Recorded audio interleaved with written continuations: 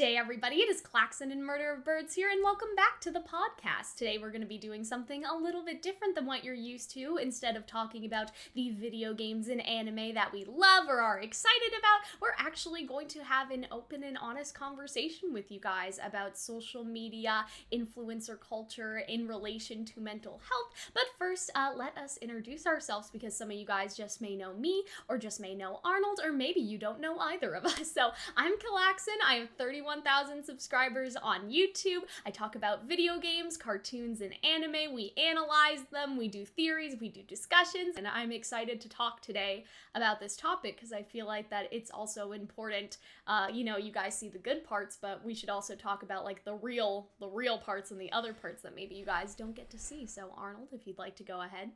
Yeah, sure. So, hi, my name is Arnold, also known by my online alias, MurderofBirds. I have been making YouTube videos for, this year will make 8 years that I've been creating content in the variety space of anime, video games, things that I am passionate about, things that I have a lot of genuine interest in. I have 118,000 subscribers as well. And similar to Cal, I cover things such as Ruby, and like different kind of shows and works of fiction, animations, great storytelling, compelling video games with a lot of character and story-driven aspects.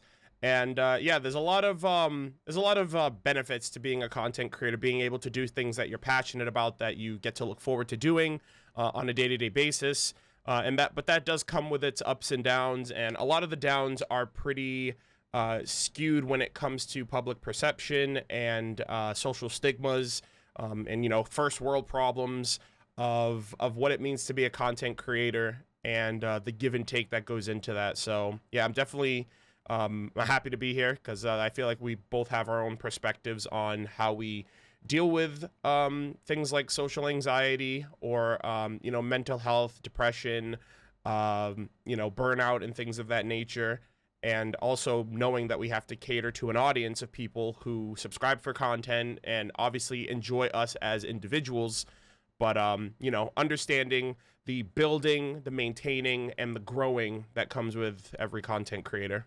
Yeah, and I feel like this is going to be a good little therapy session for us. We're having a little group therapy, lots of stuff to get off our chest today. Yes. Free therapy, yeah. There are already studies on how influencers perpetuate things like self-esteem issues to the people that are just users, There are lots of studies on how kids who use social media, they're more likely to have issues with self-confidence. They're more likely to feel this. They're more likely to feel that partially because of influencers and how certain things are perpetuated onto the platform. But there isn't a lot of information about youth actively trying to garner the platforms and how that's impacting their mental health. Like, there's the mental health side as a user, but what about as a content creator? The content creators that are already here like us, but also how youth today who are trying to garner a platform, how do they feel? How are they impacted by the culture? And I feel like when I really started, YouTube was in this like subculture space where there was this emphasis on,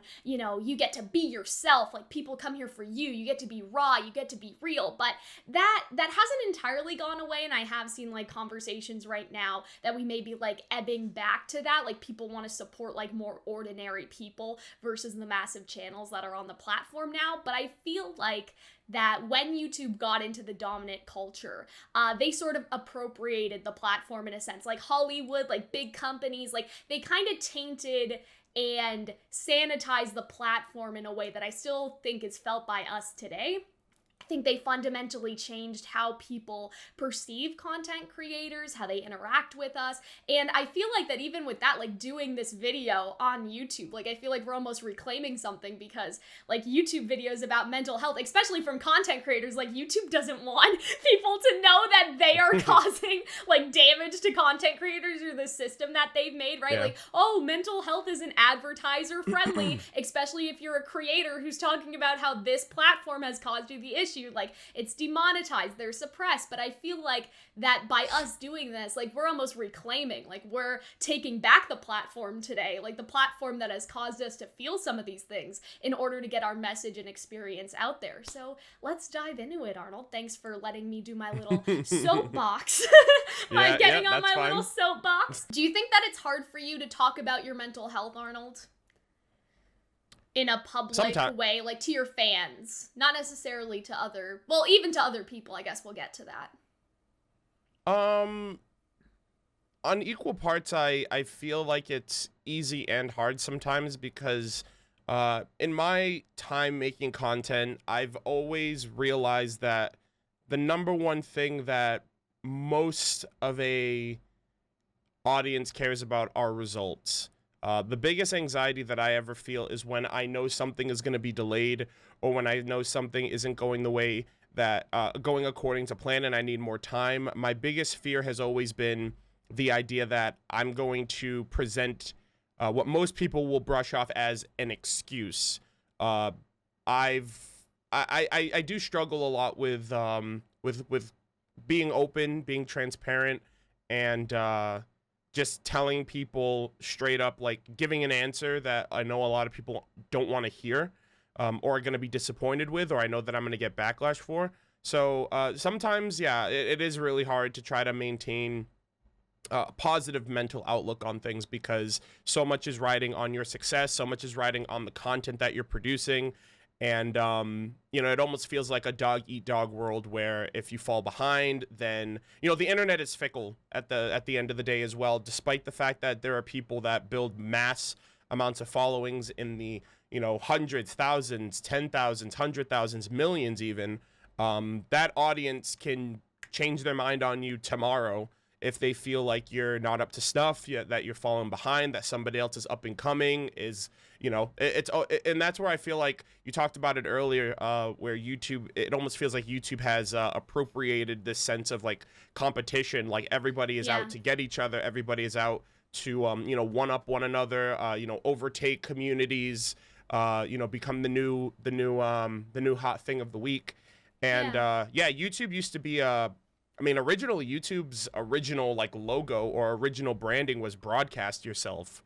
And it was about being yourself. It was about just going on, making a funny video to make people laugh or to be informative or to have a shared common interest and to build an audience around that. And now it's more of like, it's almost like this, like, I don't know, it's almost like an assembly line. Like content needs to go out on a regular basis to satisfy demands, to meet demands, to you know, to hit numbers.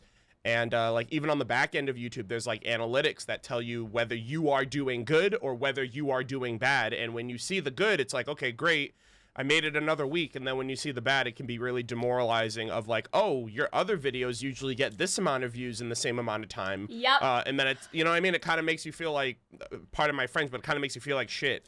To know that like, no matter how much effort you put into things, even if your community loves it, there is this status quo that the algorithm and the back end is expecting from you. And that in turn can affect how your content gets spread out to, you know, the masses, to reach, you know, to reach a new audience, to be picked up by the algorithm and to, you know, be channeled and fed into other people's search results. And so, yeah, it's a vicious cycle. It really comes down to being open and transparent with your core community, because I feel like the average YouTube viewer is just looking for 10 to 15 minutes to kill during their lunch break, or you know, is, you know, had a busy day and is just looking for something to kind of cap off the night in terms of like entertainment or escapism or whatever the case might be. And so, for again, to just go back around, because I kind of feel like I hit a bunch of different points there. I have so much to unpack. yeah, sorry about that. So okay. I think for me personally, I do struggle with telling people that I feel bad and that it's not a good day, or you know, planning isn't going the way that I'm expecting it and I need more time, or something's going to be delayed, because people ultimately do not like being disappointed. People always want to have expectations and want those expectations met. And when you are one person producing content for thousands of people, that backlash that is received is overwhelming, because it's like, it's not a one-to-one. It's like, I'm telling thousands of people that something isn't coming out. I'm expecting thousands of comments back of disappointment, you know, and criticism and things of that nature. So it's a constant struggle, I think, to always remember that the majority of people who are subscribed for me, for my content, for my well-being, for my personality, for who I am as an individual, care. But it's always hard when you look at the numbers and you realize that, you know, you would rather have everyone be happy than some people accept it and others not accepting you. So yeah, and I feel like there's a lot to unpack there. Like, there's sort of the audience, as you said, but let's just get this out of the way in terms of YouTube as a system, okay? They started doing this new thing. Let me see if I can actually, like, find it right now. They started doing this new thing in YouTube Studio where they start to tell you, like, oh, looking good, this video is performing as usual. And like, okay, that's great when a video is performing as usual or when it's exceeding expectations. But I've logged in so many times and they're like, oh, like this video is performing less than usual, or this video isn't doing as well. Your subscribers aren't as interested in this video. And it's so funny because I feel like that they are trying to mitigate some of the harm they cause. Like, I feel like they know, because in like Creator Studio they have like tutorials and stuff, and like it's like, don't focus on the algorithm, focus on posting whatever you want. But at the same time, they perpetuate a system with how the platform works by being like, oh, your subscribers, like say for me, for example, I've noticed like, oh, if a video gets 1,000 views, that's not good enough anymore, because like over the past couple weeks, even though I've been growing, right, like for me for a long time, I was like, if a video gets 100 views, like I don't care, like that's fine, and like that was my standard. But now over time, it's like most of my videos get 1,000, and so now that number YouTube will go up over time. And so now that YouTube is like, oh, like your videos usually get 1,000, so if it gets 900, like fuck you, like, you know what I mean? They make you feel so stressed out and make you feel inferior, despite the fact that you are doing better than you were doing before, but you can't even remember that better anymore because all you can remember is the status quo. You know what I mean? Like, if I see a video get lower than 1,000 now, I start to get stressed out, because that's usually the baseline. Like, I think that recently all my videos have at least like gotten over 1,000, and it's really within the range of 1,000 to like 50,000 now. I think that's like the top that I've had in the past couple months, right? And so like, I forget that a year ago or even 6 months ago, I was happy with 500. I was happy with 100. Like, why did that change? Because YouTube is in there like, your subscribers aren't as interested, and they have this little airplane thingy, like a little paper plane, and the paper plane's like deflating down the hill, and it's just like, you are spiraling causing this problem, right? Like, they claim to be like trying to get back to that, oh, just broadcast yourself, but they are causing the issue. They're making it worse. Like, I mean, I think for me, that's definitely, you know, been something that I've stressed out over. Like, I try not to stress out about views too much. I feel like that for me, it's more so comments that get on my nerves nowadays, I guess.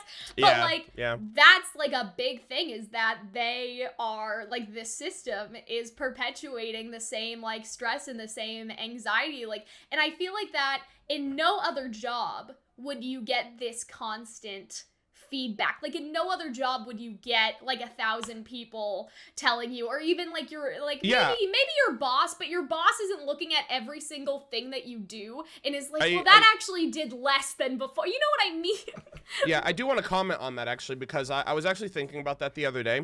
I was thinking about how, so prior to my YouTube growth and the fact that it is now my full-time job, I used to work in the food service industry. My first job ever was at a McDonald's. I worked there for 6 years, and I actually kind of oh yeah. So I kind of did a little bit of a comparison of that. I was like, you know, the relationship of a content creator and their audience, you can make the comparison to that of like, you know, a standardized, like, I guess a standardized job position. But the difference is, you are a worker representing a company that is directly engaging with a customer. And so the company is almost like the middleman between you and the customer. And so like, there is no middleman here. Like, it's just you, and you know, it's the customer and you, and it's a one-to-one relationship. And so I feel like that's where a lot of the stress and pressure comes from, because if you perform below expectations, you don't get that feedback from the customer 9 times for the most part. Usually it's the customer complains to the company, and then the company has, brings you in for a meeting or just has an assessment or something like that. And so it's not, you're not getting bombarded with hundreds of thousands of people who are expressing dissatisfaction, and so you're able to mitigate a lot of that stress. And yeah, of course the company deals with it, but they're also the multi-millions, multi-billions, they can take that hit. They're prepared for that kind of engagement. And so yeah, I do feel that like the environment is much more it's a lot less lenient, I should say, because even a passing comment from a random person who's not subscribed to you, who's never watched your content, that lives with people. It lives with you for a really long time of, am I doing the right job? Am I doing the right thing? Was that person actually right? You start second guessing yourself and doubting yourself, and it definitely spirals, and it kind of affects your ability to perform and your ability to create and to do the things that you always want to do, because there are all of these things weighing down on you. Yeah, and I like that you circled it back, a good segue back to the audience part, because I think that we've gotten it out of the way. Like, YouTube can really cause people to get into their own heads and get stressed or depressed because of, like, how the analytics present themselves, right? Like, how the analytics present themselves to the user. I think that they can get really depressed based on that. But for me, I feel like my biggest cause of, like, sadness or anger or whatever has been, like, YouTube comments. And I want to bring this up, like, I guess in two veins, like the people that mean it and the people that don't. And I guess what I mean by that is I don't know if you've noticed this, Arnold, but I feel like that because people have this idea like, oh, there are like companies on YouTube, there are like these big businesses on YouTube, there are these big celebrities, like even like YouTube-based celebrities, right? Like they're thinking, when someone comments on a video, they're stuck in this mindset because of how the dominant culture has sort of attached itself to YouTube in this way. It's like, oh, well, this person with 20 million, subscribers, they're not going to see my comment, so I can say whatever I want, which is like, technically probably true. If somebody has 20 million subscribers, sure, like they won't see what you say. But for some reason, they can't seem to differentiate the person with 12 million or like 20 million or whatever I said subscribers to like us, who I have 31, you have 100,000, which is a little bit bigger. But do you know how many times I've gotten comments, like this week alone, where somebody is making fun of my hair or my makeup or like my voice, and I reply to them because I'm like, dude, like what the fuck? Like usually I don't say it like that. Let me guess, and they say, I didn't expect you to comment back. Yeah, or I'm sorry, I didn't think that you'd see it. And I'm sitting here. It's almost like they what? Are. I've gotten those comments a lot because we're a virtual punching bag. Like, why are you hurling abuse at me just because you think that I can't see it? Like, I don't know. It's just so weird. So I've seen those comments a lot as well over my during my time on the platform. And it is unfortunate that I feel like it's mostly just human nature that we tend to notice a lot of the negative comments and respond to those. That's true too. More than we do the positive ones. But I think that's also because like the positive ones are the majority. And so they are, so the negative ones are a lot easier to spot out and to sniff out in a community of people that are typically in your, on your side and want what's best for you. But yeah, I've been perplexed by that for a while, of people who, it's almost like content creators, and again, it's a desensitization thing, because you are essentially on the other side of a screen. You don't know that person personally. You don't have any personal attachment to them, especially if you are a critic of theirs or if you don't really have many positive things to say about them. And so you are pretty much, I'm almost putting myself in their shoes and, making a bit of assumptions here, because I really can't make much sense of it myself. But I almost feel like because you don't know them personally, you've never seen them, they are, they're on your feed or they're on your timeline or whatever, and that's the extent of what you know of them. It's almost like a sense of having a chance to vent or to complain and just be like, okay, I'm just going to put this out there, instead of just typing it to yourself and then deleting it, because I've heard that that's a positive method for just getting stuff out of your system, but not necessarily putting it out there, because once it's out there, you really can't take it back. And depending on what you say, it can be pretty damaging. But yeah, I do think that some people have that absent-minded nature of where they say something, they comment, and then they go about their day, and they're not expecting a reply back. But at the same time, it doesn't take away what they said. It doesn't take away the fact that they meant what they said. And when you do respond to them, they are taken aback by, oh, well, I didn't know you were going to reply to it. But you know what I mean? Like, they don't stop to think, like, well, then, like, you typed that, so you thought of that comment, you typed it out, and you confirmed and entered it on the chance that I would see it. And I did see it. And so it creates a lot of, like, I don't know, there's a lot of confusion with that. I've dealt with that myself, and I don't know, it definitely weighs down too, because like I said, you focus on the negative far more, or you engage with the negative because, you know, you obviously want to snuff that out. You don't want to give anybody the idea that behavior like that is tolerated if you don't confront it head on. Yeah. And that's why I think, like, this whole thing that I've been talking about, like, oh, big influencers, like, I'm talking about the really big ones, right?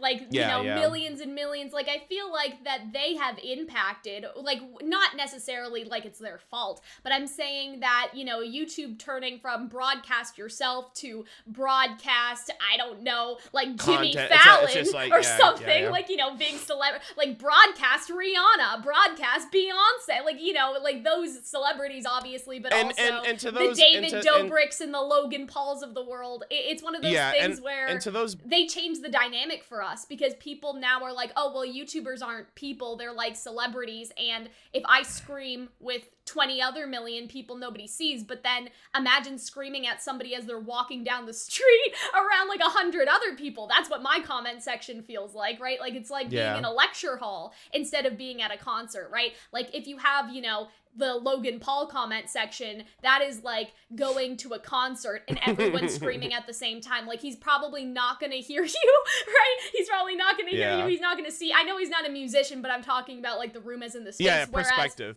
You know, my comment section is like a lecture hall, and so if I'm lecturing and someone's like, I hate your squeaky voice, it's like, okay, well, we all just heard you. I heard you, they heard you, like, you know what I mean? Like, we all heard you. And so, yeah, that's a big thing that I feel like the big influencers have sort of caused as a problem that has trickled down to us, because now I think like some people interact with all of the content creators the exact same way and think that they all have the same level of privilege, whereas really, like, if you don't have over 1 million subscribers, you're probably still reading everything. Like, you can still see everything. Yeah.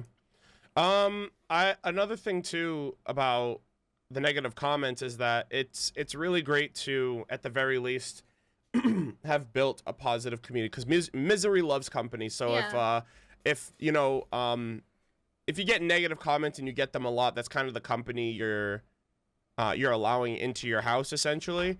And you know, and again, like I said, that comes down to your audience and your community, and there are going to be bad eggs, or there are going to be people that just feel like they can get away with stuff like that. One thing that I really love about my community, at the very least, is that whenever I do get a negative comment, it always has somebody in there that's rebutting what that other person said. Now, I don't like the idea of my subscribers, quote unquote, fighting my battles for me. I don't like the idea in general of anyone wasting their time and effort and energy on somebody that I also wouldn't waste my time, effort, and energy on.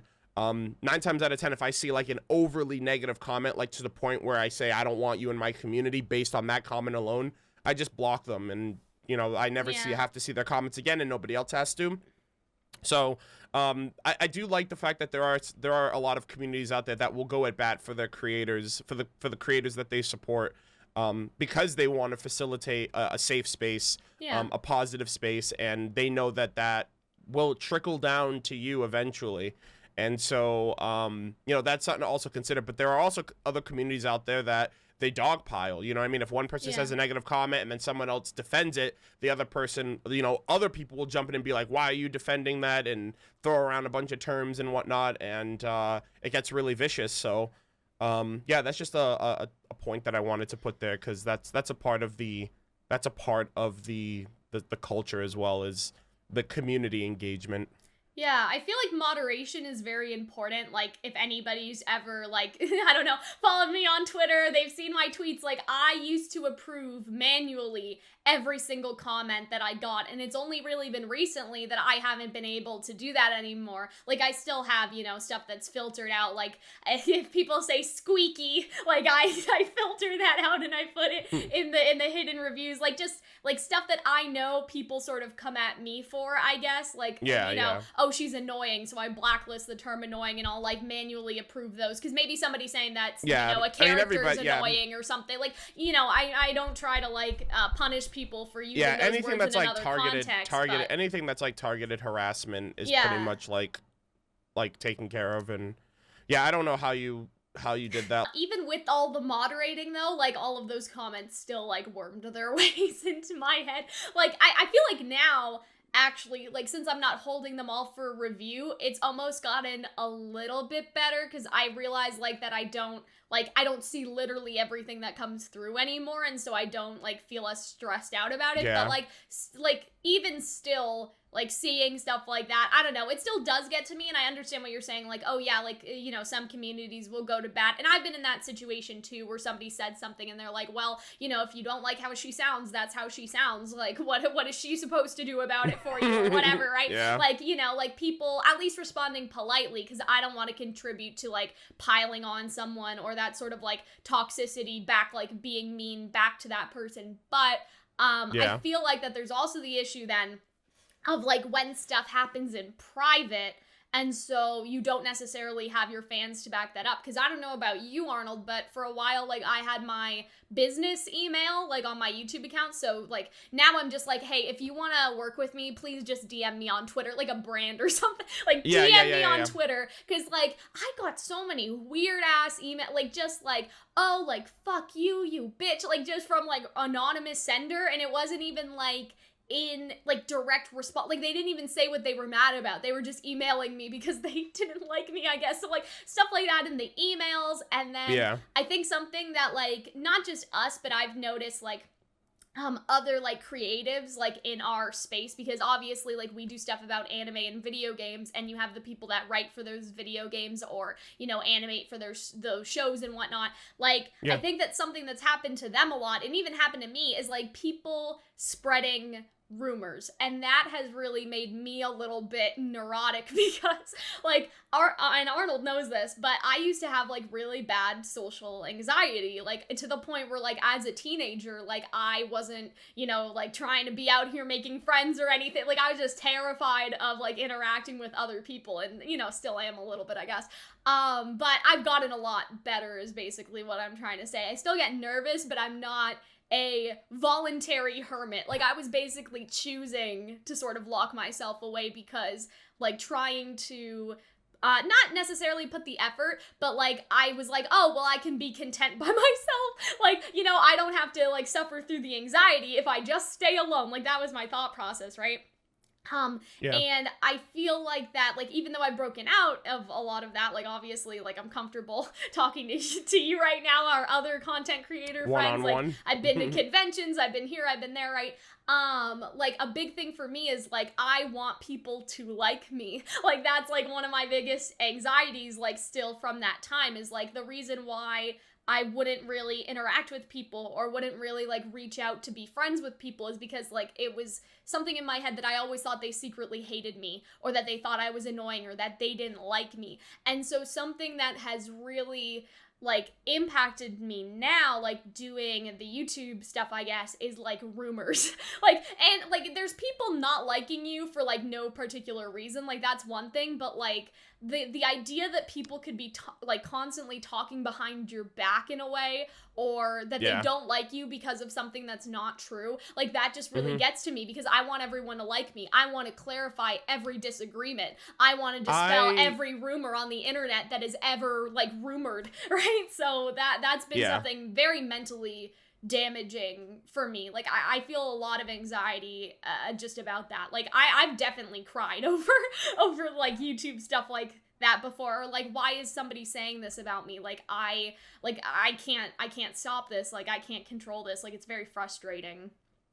Yeah, I I definitely get you on the rumors and the whole like shit talking thing, because I've seen it firsthand of I definitely agree with your stance too of like I don't really get bothered by the fact if people don't like me. I grew up with people not liking me for something as simple as like my appearance, something that I can't change. Yeah. And so there are just going to be those people that want to be upset at things that are superficial and are, you know, oh, you don't like this person because they're short. You don't like this person because their voice. You don't like this person because the way that they dress. And it's like, well, most of those things are outside of their control, especially at a young age. Mm-hmm. But yeah, I've as I grew up, as I got older, I almost kind of like just said to myself, like, I don't care if people dislike me, but if you're going to dislike me for the accurate reasons. Like, don't dislike me for things that aren't true. Yeah. And I've even tried going out of my way to be like, hey, I know you don't like me. I know you have issues with me or whatever, but let's get the facts straight at least. So at least you have some justifications. And sometimes they work, sometimes they don't. There have been a lot of people that I've reached out to just because like I've felt compelled to be like, okay, I've never met this person. They've never spoken to me, but they already have like this pre-established like assumption about me and why they think that they don't like me. And a lot of the times that, you know, we come out of it, it's pretty much a huge misunderstanding or misconception of like who I am, what my intentions are, the content that I make, the support that I get. And yeah, I mean, to be honest, I feel like it does come from a place of envy for the most part. I hate to say a place of jealousy, because I always hate like using my success as like weaponizing my success as, oh, well, you're all just jealous, you know, because that kind of like, I don't want that to be like a blanket statement to like deflate criticism or to deflect criticism or whatever, or things that are genuinely valid talking points or things that we can debate or discuss or talk about. But yeah, I don't know how I can't possibly imagine what it's like being a woman on the internet. We should talk about that. You see it so much from so many creators, big or small, whether they're creators you know, around your range of 31,000 people, like Pokimane, who's like one of the biggest Twitch streamers. Mm-hmm. And it's like, it doesn't matter how much effort, how much you grow, how much support you have, you will be ultimately torn down for things that you are unable to control. You know what I mean? And yeah, you mentioned like, oh, like people make fun of you for your voice or whatever the case might be, or that you're too bubbly or you're too energetic. And I do feel like that also just comes from a place of people that are just like, oh, they hate to see a woman doing good, or they hate to see a woman growing or building her brand or doing what, you know what I mean? And it's just like, that's rooted in a way deeper social situation of that goes far beyond social media. Yeah. But yeah, I feel like that's with everything with what you were saying, I was just like, I can only imagine how much of that is just rooted in the fact that you're a woman. Yeah, because, well, like, I'm trying to think back, like, I guess what really bothers me is, I remember a specific, like, a very... Especially the rumors, yeah. Like, yeah, very, like, specific, like, rumor that was going around, and it was that, okay, so here was, like, the actual situation. There was a night when my sister had her friends over, and they all hopped onto my computer and they were trying to stream. And the minor that tried to get on my computer and was trying to stream, like, put his, like, full, like, name and everything, like, as the stream title. Like, full name, like, location, like, that type of thing. Like live from da-da-da is, like, you like, get full doxxed name. right now. Yeah, like, and I freaked out. Like, first of all, like, going on the computer's, like, a giant invasion of privacy. Trying to stream and, like, you know, like, all of that. stuff. Like, I didn't know they could have done something that broke the TOS. They could have done something that put, like, themselves not in danger, but, like, nobody needs to know where you live. No one needs to know your full name. No one needs to know your location, right? And, you know, you can sort of pinpoint, like, where I am and where I live, like, based off of, like, what that dude was trying to say, right? And so I got, like, super mad. I was like, Mom, like, you gotta kick them all out. She didn't. But, you know, I was very upset because it, like, my worst nightmare, and I guess we can get into this, but I used to have nightmares. Now with my ADHD medication, I tend to notice that I don't dream anymore because I guess my brain's not as hyperactive. But something that has really impacted, like, my mental health is nightmares about being hacked, nightmares about being doxxed, nightmares about, like, my YouTube channel being deleted, or, you know, stuff like that. Like, I have nightmares about all of those standard, like, being canceled for something I didn't do, deepfakes, like, anything that you could think of, I've probably had, like, a nightmare about it. So literally, like, my worst nightmare, like, I was just, like, in tears. And I made, like, a Twitter thread about it, because first of all, I had to address the fact that everyone had gotten a live stream notification in the middle of the night. And then I also just expressed, like, how I felt like my feelings were ignored and nobody was really, you know, caring about how I felt because her friend still got to stay. She never really got in trouble. Now I have a lock for my door, whoop-de-doo. And this was a couple of years ago, right? So, like, everything's fine. Yeah. No ill will towards, like, her or my mom or whatever. But I was really, like, emotional and upset because I was like, this is my whole life right now. And you guys just, like, almost sabotaged my life. And nobody seems to be as emotional as I am about it. And I got a lot of, you know, positive support for that. And, like, obviously, like, now my mom understands, like, now she, like, gets it with all of the YouTube stuff and nothing like that has happened, but there's a room. Cause she watches reactions. Cause she watches reactions of, what's it called? That Star Wars, the Mandalorian. Mandalorian and now the Falcon and the Winter Soldier thing. And so, she gets it. Like, that happened a couple of years ago. And a couple months ago, there's this person that's, you know, talking, I think maybe on Twitter or YouTube comment section, and they're like, I heard that, like, Kilaxon's unhinged, she's psychotic, her sister interrupted her stream, and she said she wanted to punish her. And I was like, they're using my very personal story of this very emotional, like, breakdown that I had, this very emotional, like, panic attack that I had, and where I was, like, the victim, in a sense, right? Like, it was my privacy that had been violated and, like, my, you know, boundaries that had been violated. And they're, like, completely, like, changing the story so it looks like I got mad at my sister for just interrupting a Twitch stream, when that's, like, not what it was. Like, that's just not what happened, right? They tried to stream from my computer, like, went into my computer and started messing around with my stuff. And so, like, that really bothered me. Because I was like, you're taking something personal, where, you know, it was a very, like, again, emotional situation where, like, I was just so afraid that something was going to happen, like, you know, to, like, the channel or whatever, like, my location, whatever you want to call it. Like, I was just so, like, scared, and I felt like almost, like, violated, and like my, you know, my computer, my room, my technology, like, my, you know, whatever.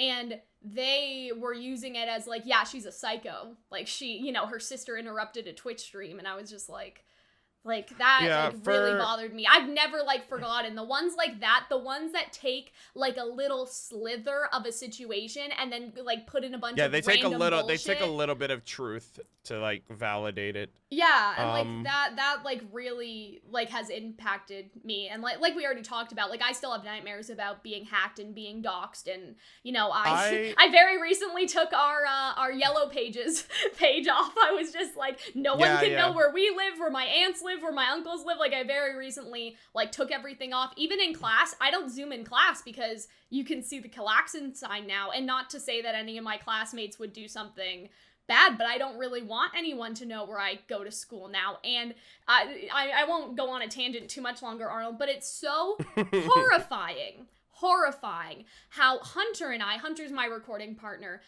we started doing these videos in high school. And we recorded in our school uniform, like, school logo, such and such, like, secondary school, that's, like, high school here, and, like, the location, the logo, like, everything on our uniforms. Yeah. And I'm like, how the fuck did we not get kidnapped? Like, why? Like, how, that was so stupid. So all of that to say, I feel like that's something we have to teach kids first and foremost, is, like, regardless of whether they even want to be an influencer or not, you have a personal account, like you have a last name, first name, whatever, business, like work account. Like our school even told us, like, hey, if you don't have like an Instagram with your first or last name, employers will think that you're like, you know, like have one of those. But like it's so important for kids to be able to make like an almost like an alt account where it's just like no one knows your name, no one knows online your identity. Aliases. Yeah, like because in theory mine should have been an online alias, right? But in reality, like we were kind of stupid. I don't remember how we started talking about this. I think because we were talking about doxing, and I was just like, yeah, Hunter and I used to dox ourselves on a regular, like on a semi-regular basis, and we're very bad things. But yeah, those are my nightmares. One thing that I wanted to, so there's 2 points I want to talk about really quick. I want to talk about something you mentioned regarding like your whole sister situation with her friends on your computer, and then second, I want to address something regarding how I deal with those kind of situations where you feel like outward forces or outward influences affecting you on a mental level, and you know, like how you said, like you have nightmares and things of that nature. Just thinking about that situation with like your sister and her friends going on your computer, trying to live stream, putting out their personal information, like their name and stuff, like their full names and stuff like that. I feel like that's kind of the I don't know. I feel like that's the message that gets translated to the youth when it comes to using technology. Of like, if I go live online, let everybody I know that, like, it basically is like a clout generator. It's like, you know, I've seen videos like this in the past. Like, for example, someone like Ninja, he's you know, I feel like he needs no introduction. People probably already know who you're talking about, but Ninja, Fortnite sensation, you know, big advocate of the gaming community and the gaming industry. And, you know, kids who would go live and would like be in a Discord call with all their friends and try to get into a game with Ninja to kill him, to then go to school the next day and have clout and be like, oh, I killed Ninja in a game of Fortnite. Look at me, I'm so cool. You know, where's my online clout? You know what I mean? So like, I feel like that's kind of what that situation was. You know, I think was your sister in high school at the time too? Yeah. So I don't know. It's a generational thing, unfortunately, where like people see like online status as like the pinnacle of attention and the pinnacle of self-worth. Well, that's why it's like, so if you're important doing something, to talk about this, right? Like, you know, because every kid wants to be an influencer. Like, every kid wants to be a content creator now. And, you know, everybody wants to be a Ninja. Everyone wants to be a Pokemon. Everyone wants to be a Jake Paul, Logan Paul. Maybe not necessarily for the things they do, but at least the attention that they bring, the money they make, the prestige, the house, the cars, the girls. Like, you know what I mean? It's all very superficial. It's almost like a new age of like music, you know what I mean? Like music, you know, the music industry of the past would talk about kind of like you want to be Hannah Montana, cars. You want to be on Disney Channel, but now it's like you want to be on YouTube, right? Well, that's why I think this conversation's so important, because like nobody studied like kids that want to be a content creator and kids that want the clout. They've only studied how like influencers impact like body image, and that stuff is all important, right? But that's why like that's even why we're doing this, is because every kid wants the clout, but nobody's actually prepared for like the hate comments, the people that are going to try to dox you. Maybe you shouldn't put your full name on your Instagram, like stuff like that. And so I feel like that's why this conversation's so important, because like we've already kind of lived through it in a way. And so I would hope that now we can, you know, get that message across. Like, there's a lot of intricacies that go into the content, like, creation sphere, and, like, that clout can really, like, hurt and damage you. And so we have to talk about that, like, mental health-wise. But what was the other thing you were going to say? The other thing I want to talk about was, I guess, my method of dealing with things like intrusive thoughts of how certain things of content, or whether it's rumors being spread or people doxing or hacking, how that can affect you. So I feel like this is more of a self-preservation thing and like a defense mechanism than simply like ignorance is bliss. But I really do try not to bring any type of additional awareness to situations where I know someone is making claims or spreading rumors and doing it very, in a bad faith way.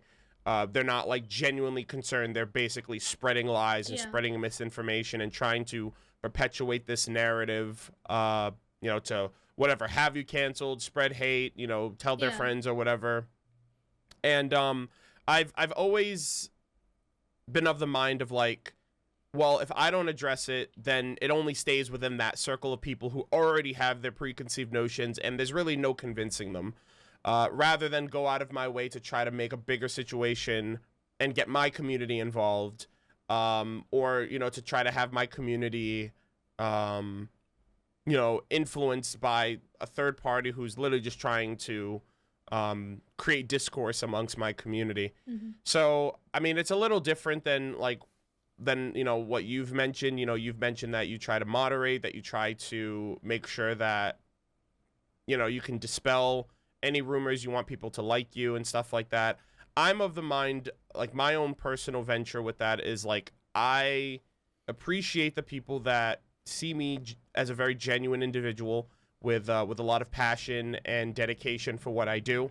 And I'm not trying to win everybody over. I'm not trying to have everybody like me, because growing up, I was made very aware at a young age that not everyone's going to like me. And to be honest, I don't need everybody to like me. I just need the people that do like me to like me for the right reasons, and to build that rapport. And I've become very close friends with people that originally started as being fans of mine, friends like people like Cam and John and stuff like that, people that I've known for years now because of my content, and getting to know them over the years and being very cordial. And these are people that I trust with my life. And so, like, I know for a fact that there are going to be people out there that dislike me, and rather than waste my time going on subreddit or Discord servers or other comments of other people's videos, trying to like quell the flames and be like, hey guys, I'm actually a good guy, just give me a chance to explain myself.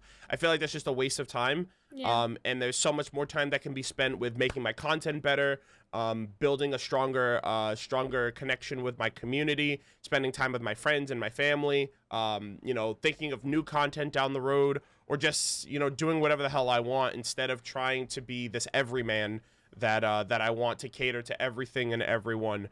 Now, I definitely like to clap back. I'll admit that. I definitely like to clap back at these people in comment sections or Twitter, because I don't like feeling like anybody can just see me as a virtual punching bag. Like, oh, you can say this or that to him because he won't say anything back. It's usually the opposite. It's usually if I say something back, then it becomes, well, you should be the bigger person. You shouldn't retaliate to somebody who's just a no one on the internet. But then if you say there are no one on the internet, then it turns into, oh, well, you should have a higher standard. You shouldn't stoop down to their level. It's like, well, sometimes you got to stoop down to their level to get them to take a look in the mirror. You know what I mean? Like, I'm going to act the same way that you act, so you see how it is from the other side. And so, like, I don't know. I just try to carry myself with that level of, I don't know if it's cockiness or confidence or whatever, but I don't try to win everybody over, because I've become too cynical and jaded of like the past, and this is like middle school, high school stuff that really indirectly prepared me. So like I've gone through enough of that growing up, in middle school and high school, with legitimate bullies who would want to pick fights with me or name call me, and pretty much put me in these very stressful situations where I felt like I couldn't defend myself as a kid. So where, like, by the time I was an adult and I created a YouTube channel and I got my first negative comment, I was like, oh, okay, like, you know, it really didn't phase me.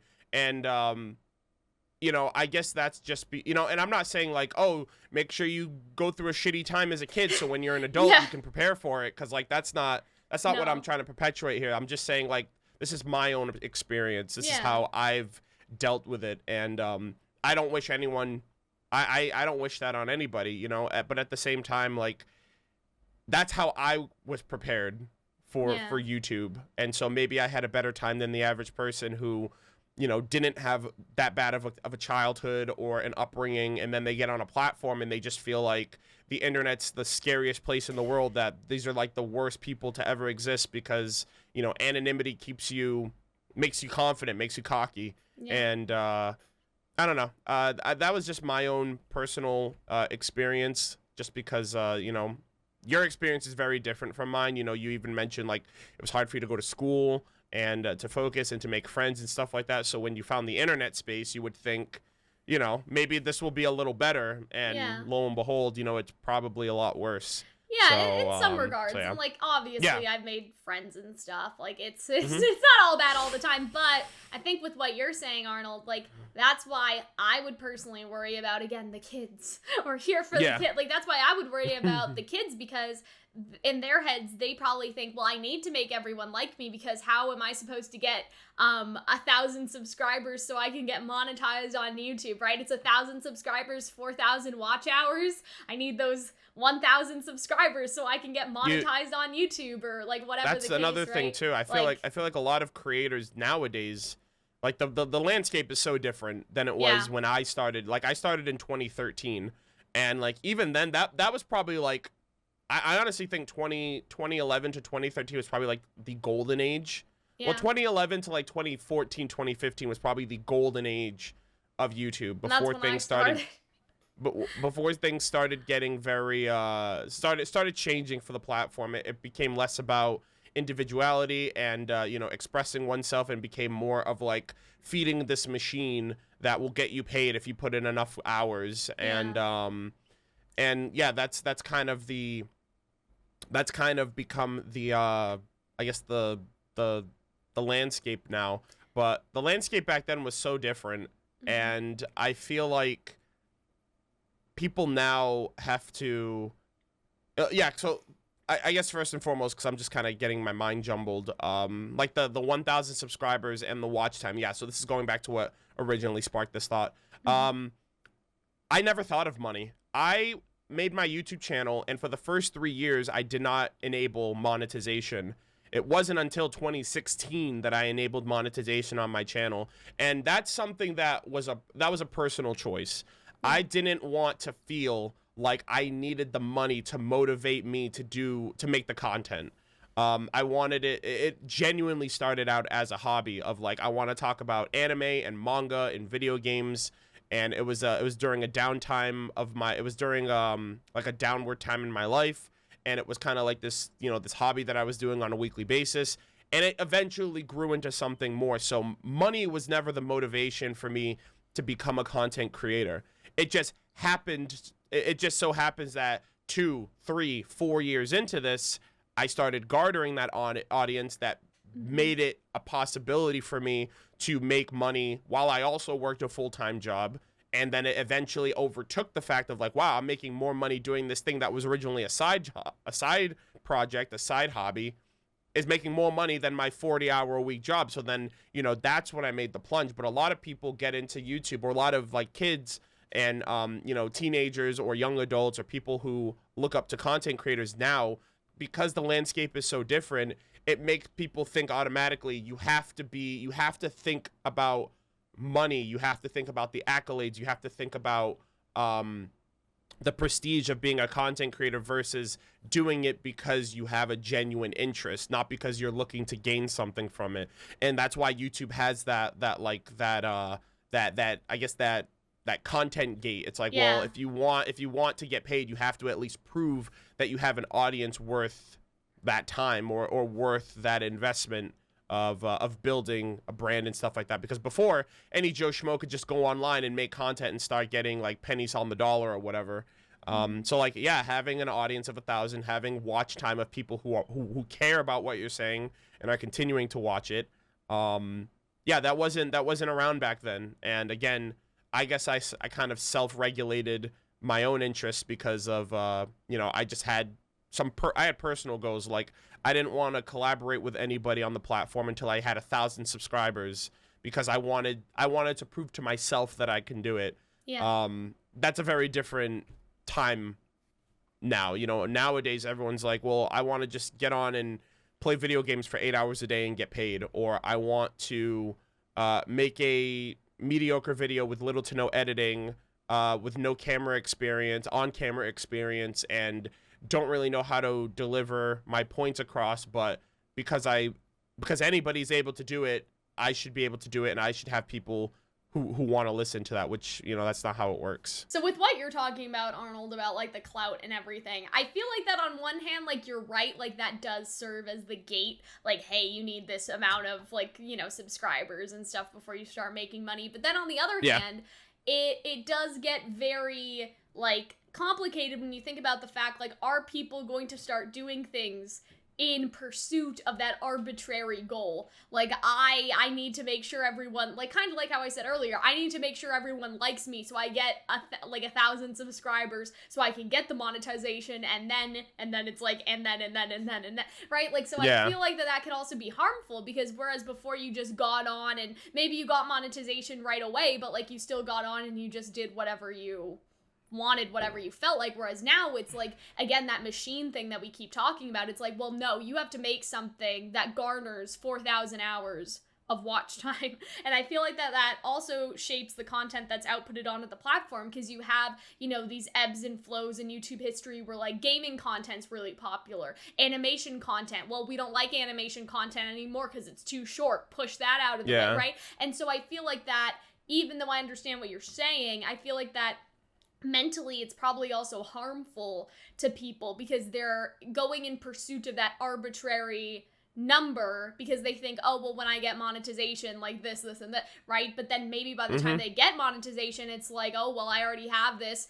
like 1,000 subscribers, I need to keep making them happy or else they'll all leave anyway. Like, there's just so many layers to that's why I feel like that pursuit, right? Yeah, I mean, that's why I feel like you have to be genuine about why you're getting into this. I really think if you're trying to get into this for money's sake, I don't think that's a bad thing, but I don't think that should be the main reason why you... I've had a few people, acquaintances, some friends over the years who found out that I was making YouTube videos, and that I was a YouTuber. This was long after high school, so it was kind of like a surprise to some of them. Like, oh, shoot, you make YouTube videos? How's that going for you?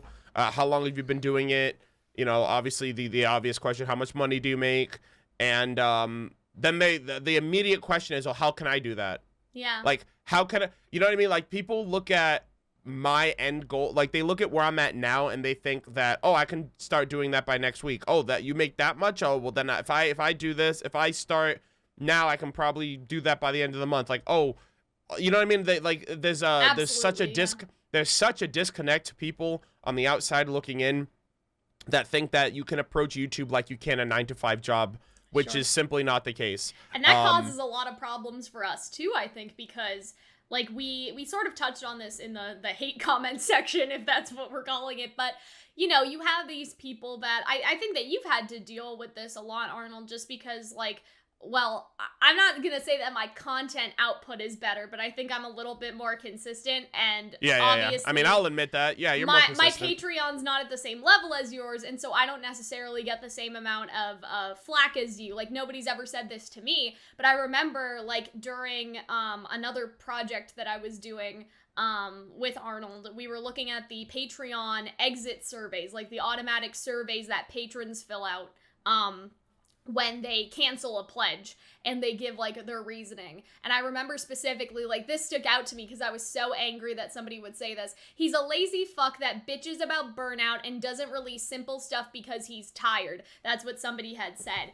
And I feel tell me how you really feel. I know, right? And I'm like, well, on one hand, that was somebody that was willing to pay you money. And so, like, I'm just like, that kind of horrifies me. Because when we think about hate comments, we think about, like, faceless people that don't like us. But to tick off somebody that was paying you that much, like, that freaks me out that somebody could just, like, turn on you like that. But it's also because of the perpetuation that this is easy. Like you were saying with your friends, you can just get into it. You can just fall into it accidentally.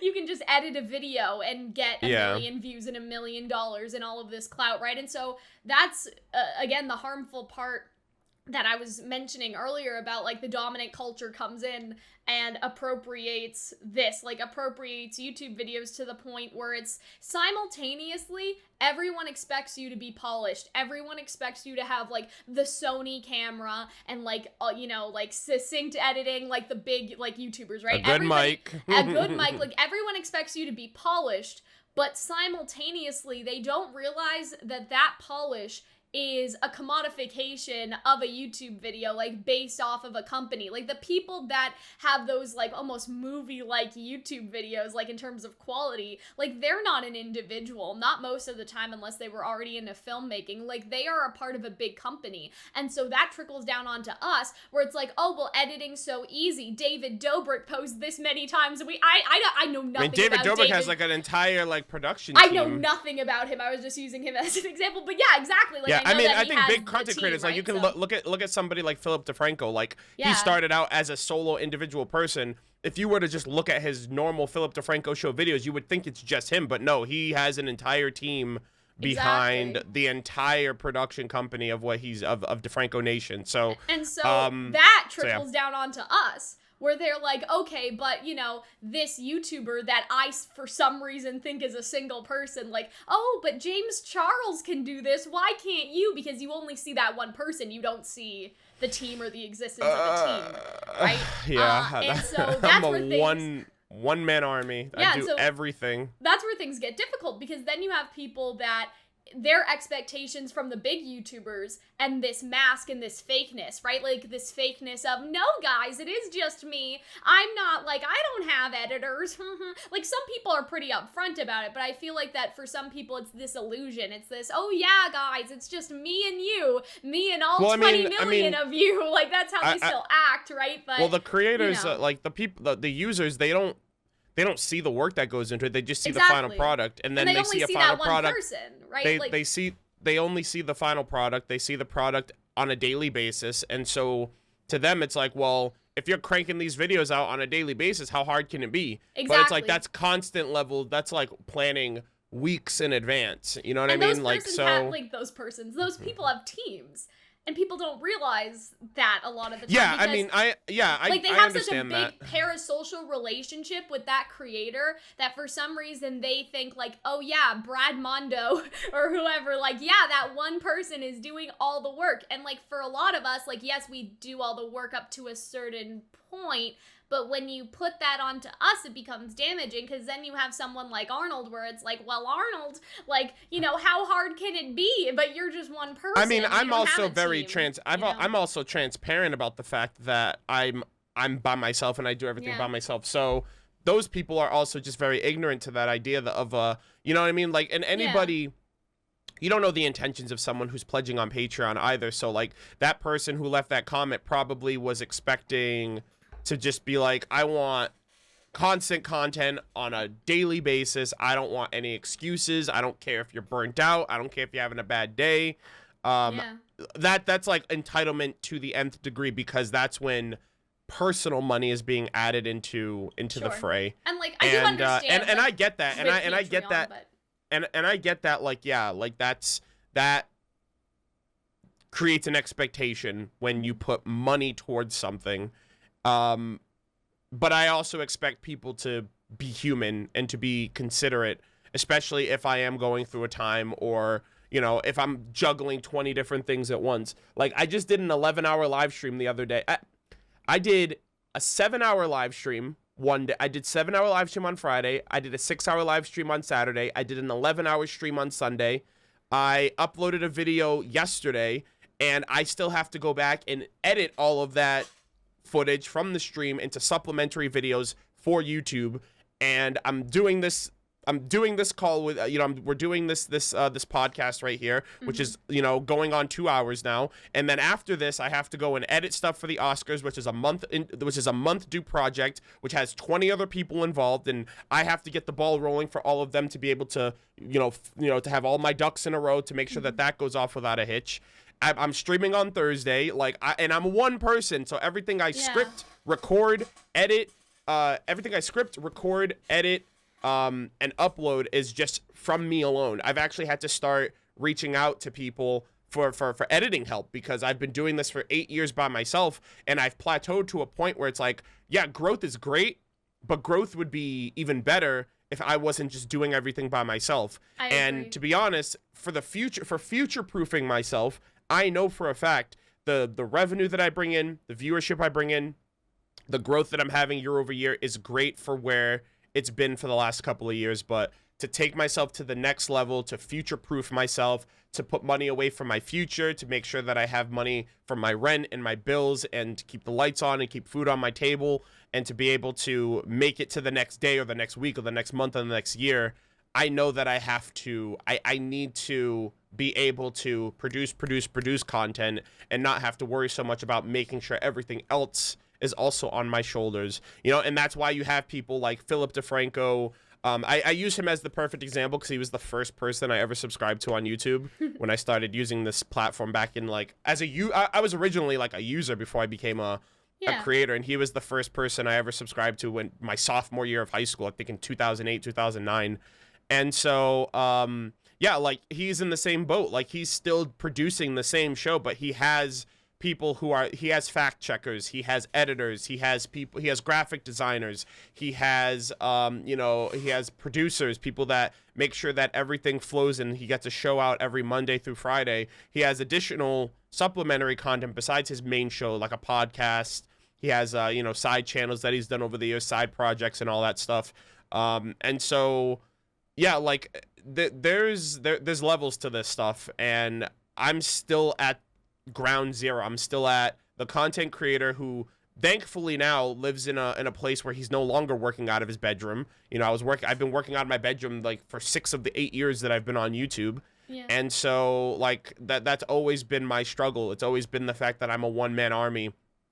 And my biggest flaw as a creator is that I want to do like 20 different things because that's my ambition. Like, I feel like I can. If I was only creating content, I'd be putting out so much shit, it'd be ridiculous. But the problem is, the major killer, the major hindrance to a lot of content for any content creator is post-production. It's editing. It's making sure that tags are good. It's making sure titles are good. It's mainly the editing, because essentially you have to go back and reassess everything you just did live in the moment. Yeah, like editing this that's video. so that this is gonna be daunting for you. Yeah, this is gonna be 2 hours of recording and then at least another 2 hours editing, unless you know exactly where you're making cuts.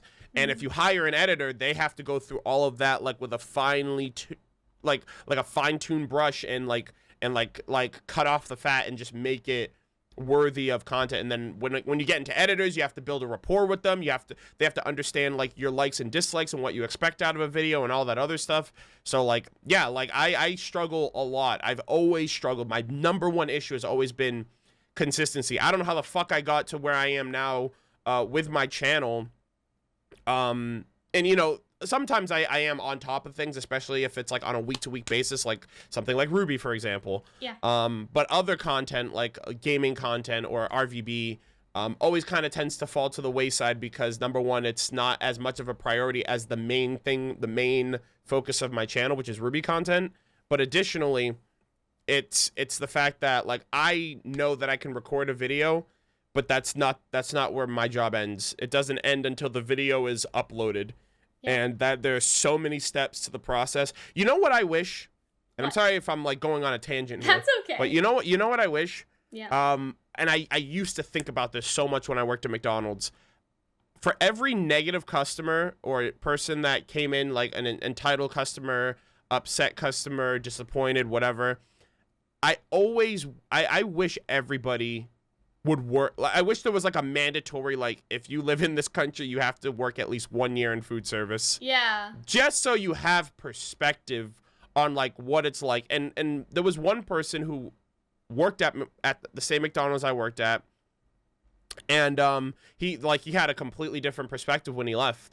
You know, he worked one of like the busiest shifts that I think we've ever had, and I worked at the busiest McDonald's in my city at the time, and he literally said, I'm never gonna complain about my food being late for as long as I live. Yeah. And like that just like you just get a helping of humble pie, because like that you don't know. Like, ignorance is so bliss. It's so easy to just complain that a creator isn't working hard enough, or isn't working as hard as you think they should, or that what they actually are doing is easier, when you've never even sat in front of a camera and tried to produce content. I make it look easy, but that's because I have almost 8 years of experience. Exactly. If you know what I mean? If I was like, all right, well, you produce a video that would be worthy to be posted on my channel and see how it does, and then deal with the comments of that after the fact.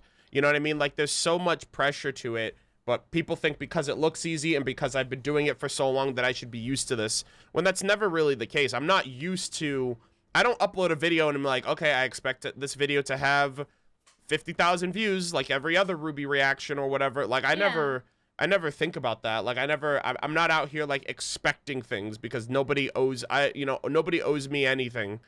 And yeah, I don't know. I just kind of went on that tangent because like that was like the biggest thing that's been weighing on me, is just like I hate the level of entitlement that people have for content that is typically free for the most part. But then like, when they willingly decide to give you money as a show of support, and you know, you have to explain like, hey, this isn't going to be out, or I'm going through a time, which typically doesn't really happen. Like, whenever I commit to something for RVB especially, I try to at least finish a portion of it or an arc of it, just so that way if things do have to get pulled back, people are in the know. So yeah. Yeah, I mean, I think he has a lot of good points.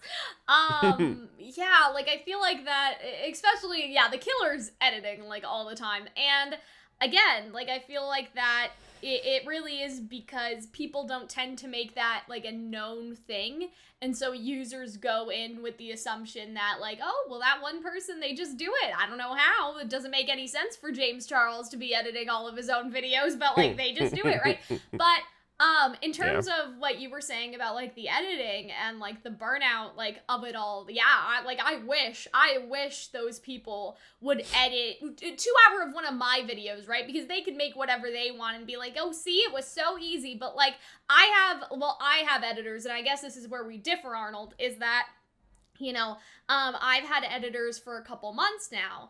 And I don't even know how I did YouTube before, doing YouTube and school and editing everything myself. Like, I literally do not have time. Like, I barely have time now, like, in this, like, maybe it's just a semester. I don't know. I don't even fucking know how I did everything before. And I guess it's also because I was, like, making technically less content before. Like, I think I cover more shows now and do it a little bit more, like, in I also detail, had a second job, too, at one point when I was doing YouTube. I had 2 jobs. I worked at McDonald's, GameStop, and I worked on YouTube. But yeah, now so, I'm just like, there's absolutely no way. And I've been, like, I'm so burnt out just because, it's not even because of YouTube. Honestly, it's because of school. It really has been school that has been causing a lot of the... Good thing you graduate this year. Yeah, I know, right? And so, for me, like, I don't know, like, something just broke in my brain a couple days ago where I was recording something and I was like, I'm burnt out. I am, like, actually burnt out. And, you know, like, I still have all this stuff for school to do. Like, I literally cannot, like, I cannot record anymore. And so, you know, I finished up what I was doing, but, like, I just knew deep inside that school had sort of pushed me to a point where I couldn't, like, cope anymore in terms of also, like, doing recording, which is funny now because we're doing a recording, but like, just like as a general thing. And so, like, on one hand, people may be like, but Cal, you're doing school as well. That wouldn't happen if you were a content creator full-time. But if I was a content creator like Arnold full-time, like, I feel like that it would inevitably happen, because there's only so much you can do staring at yourself talk and editing all the time. You know what I mean? Like, there's also that aspect to it of being alone.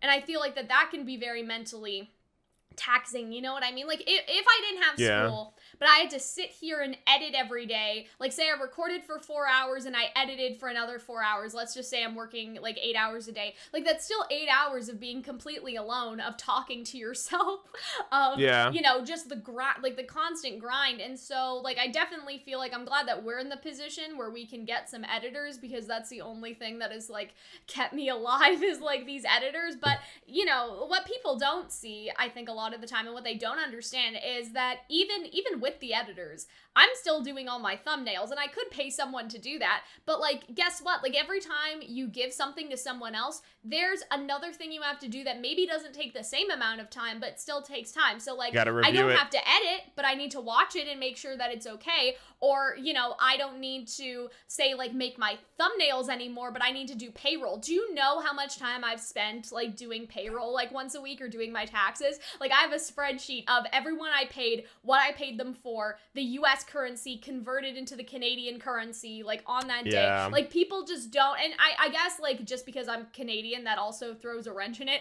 but people don't even think about that aspect as well. Like, I need to do all of the spreadsheets, all the expenses, I need to do the math, like, how much money did we make this month, but how much did I need to pay, like, the editors, how much did I need to pay for, like, Adobe Creative Cloud, like, I spend at least probably, like 2 hours, like, every, maybe every 3 days, I spend 2 hours paying people, and that takes up time too. So at what point can you just be like, oh, well, I'll hire someone for this, I'll hire someone for that? Then you have to hire next. So Pokimane did a really interesting I did watch that, video series where she pretty much breaks down, like, you know, she is the core content creator, a part of I think she was I don't know if it was I don't know where she was prior, or if it's where she's at now, but she did, like, do an outline of, like, okay, like, we produce the content, it goes to the editors,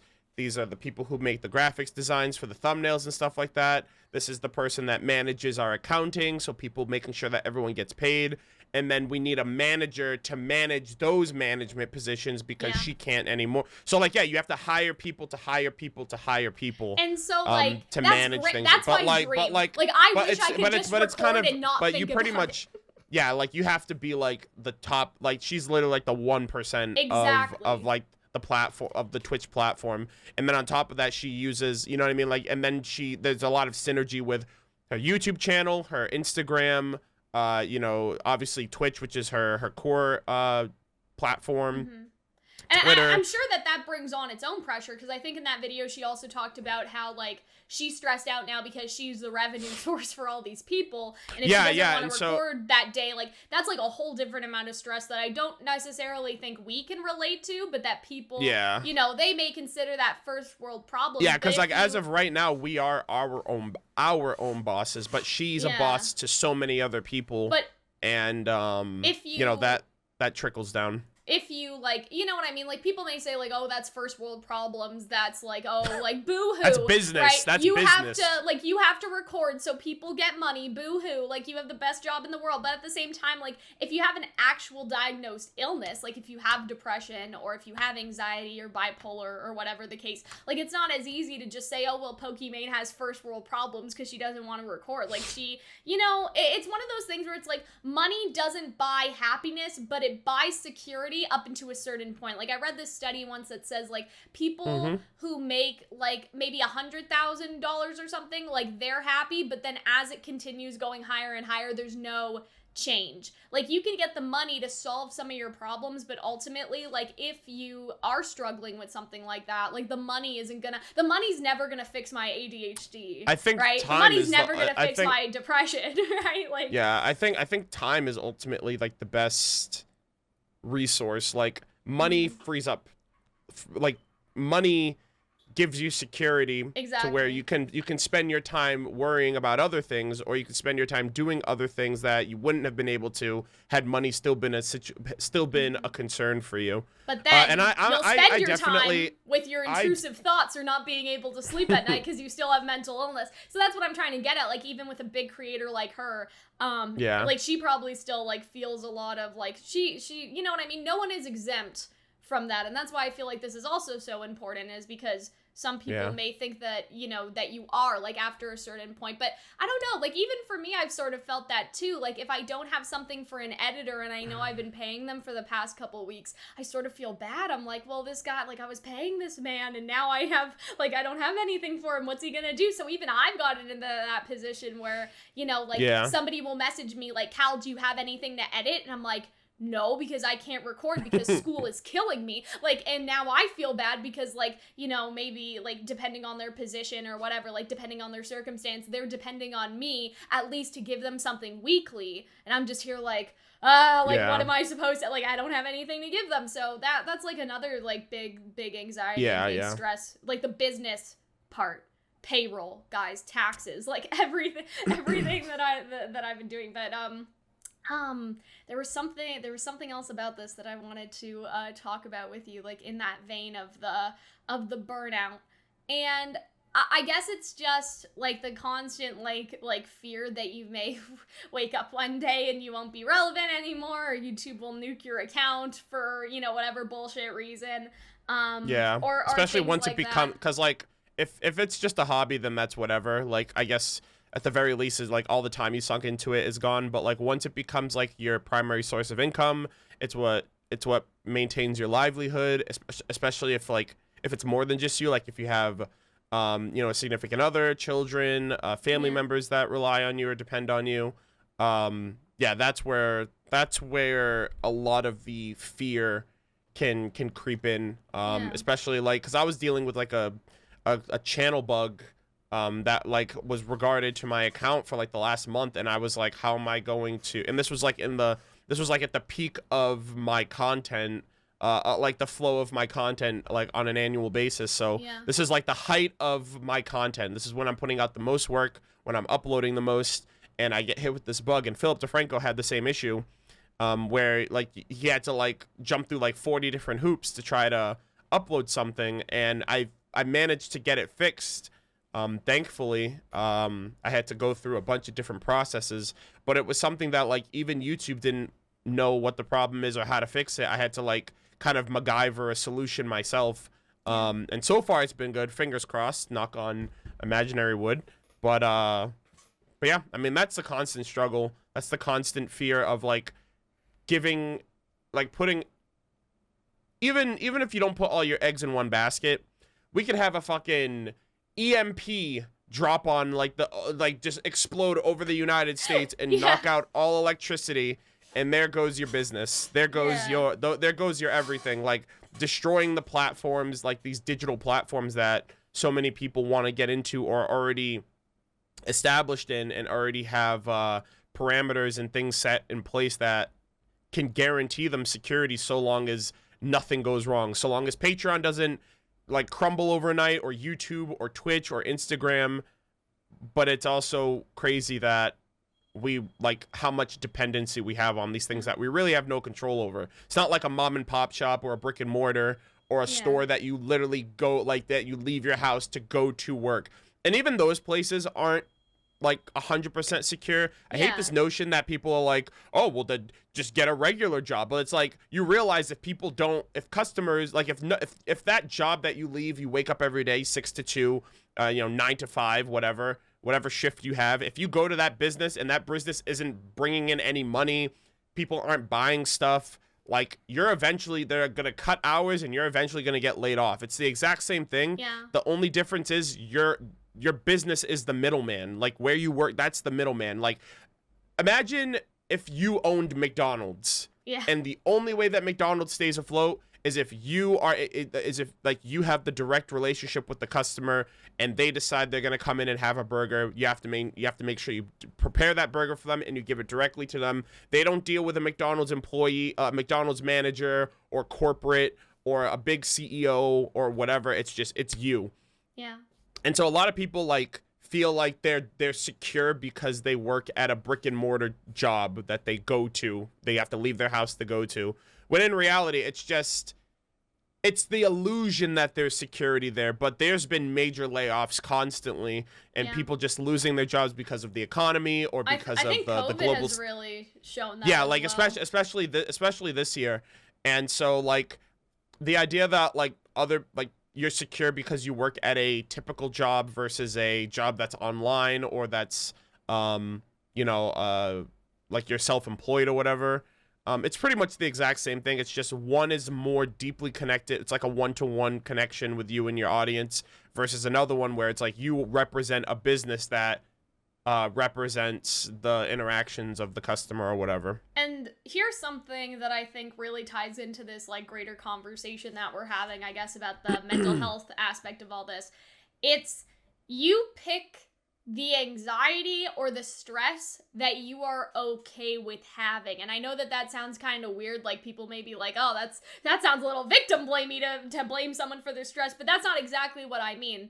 It's like if I work at the movie theater, which I used to, it's my 2-year anniversary of working at the movie theater. And when's the last time I stepped into work? Over a year ago. Half of my 2-year anniversary has been not working there, and they sent me an email. But anyway, like, you know, like it's the anxiety or the stress, I should say, like the stress in the non-clinical sense that you are okay with having on a daily basis. But just because you chose it doesn't mean that you are okay with it in the sense like, oh, just get over it, Arnold. Like, oh, just get over, you know, like your anxiety about this. Like you chose this versus like brick and mortar, right? Like I could go to the movie theater and be stressed out because COVID's going on and I know they're going to close us down again.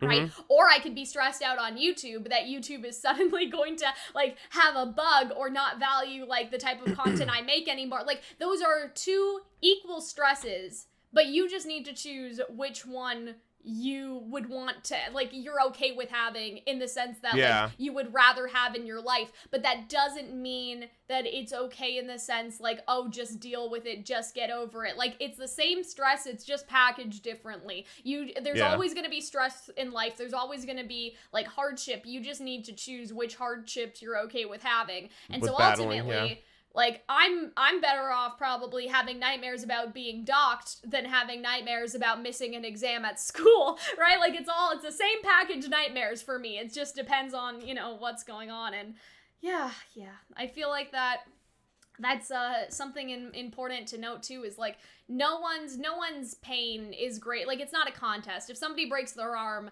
that doesn't mean that like just because you broke your leg, like you have to like minimize their pain or minimize how they're feeling. Like we're all feeling these and you know, like it's one of those things where we're all feeling the same things under capitalism. Like the content creators feel the exact same things as you because we're also a part of the machine, like Arnold's been saying. But I guess like to finish us off, I wanted to talk about like one more thing particular to our specific space in terms of like mental health and toxic positivity or negativity and stuff like that and how that impacts our mental health. And so I guess to give context, like, you know, for Ruby, we're the Ruby tubers. That's what people call us. That's what we call ourselves sometimes, I guess.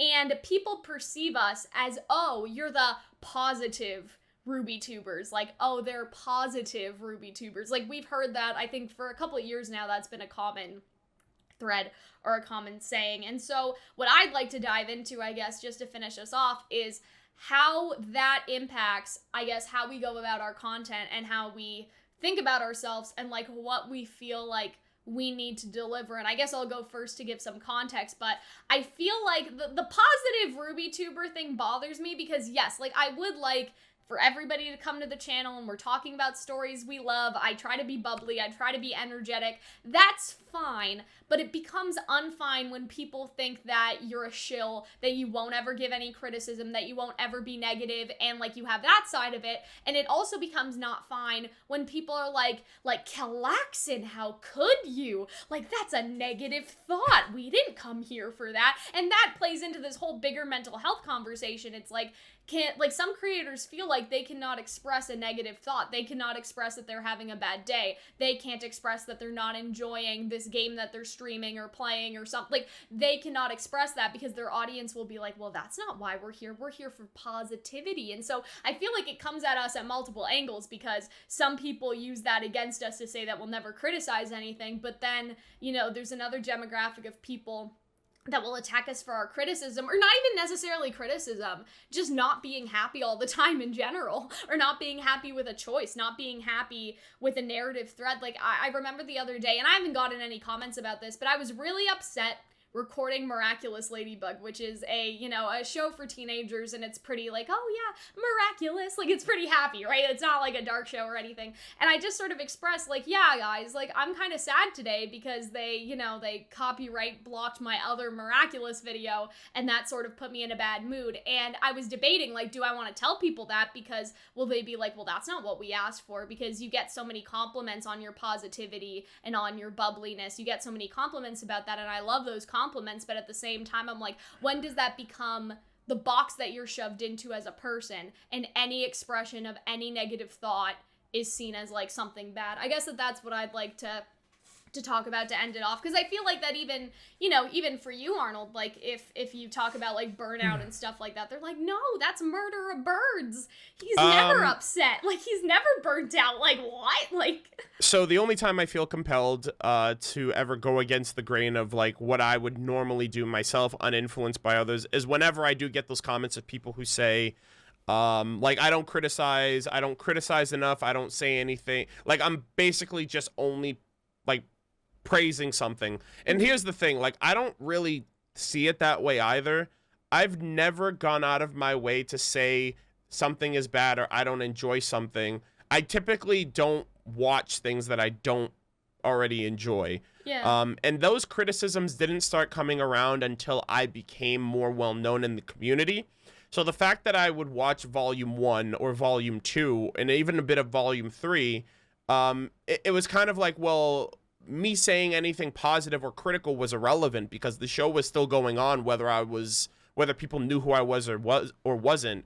But ever since I became well known in the community, I've built up a level of influence that people think needs to be channeled towards what other people are saying, because for some reason, like, the creators will only listen to me or to people of my status, you know? And so, like, every so often I'll try to be a little not, I wouldn't even say critical. I've just been a bit more honest and analytical, I should say. Not even honest. It's not like I've ever been dishonest about the show, but it's just been like, I've just tried to be a bit more varied, you know, because people already know I like the show, so maybe get into some other aspects of it that I'm not as vocal about, or maybe needs a bit more context to fully understand. And I do that in the form of live streams, but the same people that complain that I'm not critical don't watch those streams to justify that I am, you know, that I'm not just praising every single thing the show does. Yeah. But no, I've never really felt like I needed to be this image of myself that people have grown attached to. It just so happens that that is who I've always been, and some people like it, some people don't like it. But like I said initially, I gravitate more towards the idea that, like, this content that I'm currently making is great and all, but I don't want to be making this content forever. Yeah. And I don't want this to be the only thing that I do. And that's probably the biggest fear of it all, is that I know in order to pivot, it's going to take a lot longer to go from one type of established content to another type, because that rarely happens. You pretty much almost always have to make a second channel because like you're so in the weeds of like the algorithm and the years of like what people search up and like what your content is known for and what your channel is known for, and like pivoting off to something else can be hard to do if there's no direct correlation between, you know, content A and content B. So. Yeah. And I think that, like, that's, you know, a big part of this conversation, as well as like how much of our self-worth do we put into our channel, or how much self-worth do we put into like our specific content. And so it's hard to pivot because you're afraid that if you do pivot, you'll, you know, kind of lose a part of that. And it's hard because people do put self-worth in their jobs. Like, I think that, like, you know, some people are lawyers or doctors and Absolutely. they're workaholics. Like, people definitely put their self-worth into their, like, regular, quote-unquote, regular jobs. But I think the problem becomes, like, if you also do YouTube as a passion. Like, people always ask me, like, Cal, what would you be doing if you weren't making YouTube videos? And I'm like, making YouTube videos. Like, you know what I mean? Like, it's YouTube videos all the way down. Like, I do it not only because it's a job, but also because it's a hobby. And so I feel like that we put a lot of self-worth into our hobbies and into our talents. And I'm not saying that YouTube is a talent per se, but I sort of see it as one of my core aspects. You know what I mean? It's like if I was like, I take singing lessons. That's a core of my self-worth to some extent, is like my talent in the singing. And so I feel like that's something that, you know, we need to consider, and something that I hope people consider, like mental health wise, if they are trying to be like the TikTok star, or like, you know, the Instagram content creator, or like even just like, I don't know, somebody on like on Twitter, like an artist, like maybe not even like a content creator in the sense that we are, but that you put the self-worth into the videos you made, but not the response that they necessarily got in terms of views. Like comments, like sure. Yeah. But in terms of views, I don't think that it's healthy to think about it that way. Some of my favorite videos are not necessarily the ones that did the most well. Like for me, I'm personally attached to this Kingdom Hearts video I made about why I love the series, and then this Barbie video that I made, and I've never made content in those two styles again. I would like to after school's over, but you know, I love those videos on the basis of like how they were created, almost like singing a song well. It's like I made that video well, regardless of the response that it got in terms of views and stuff. So I feel like that is like really important to keep grounded in that. And it's like I feel the same as you, Arnold. Like I feel like that I've been making content in the sense where I'm being genuine, like I'm just doing what I would want to do anyway. I guess what I sort of meant like with my question was more like how that perception builds on it. But it's hard to say that I don't care, because I do care, but I'm just gonna keep continuing to be honest, and maybe over time like I will change and I'll like grow up or something. But that's something that everyone I think has to deal with. And I don't mean grow up in the sense that I won't like these things anymore, but if people are going to be like, well, Cal, like, you know, 5 years ago you were like this, what happened? It's just like, well, I got older, maybe my interests changed. Right? And so maybe you won't change with me, maybe you will, but like that's okay too. And I feel like that maybe that's a trap like so many people don't watch so many people that started just that discovered me from Ruby. I know so many people that don't watch the show anymore. Yeah. And that's the thing too, you have to continue to grow and maintain,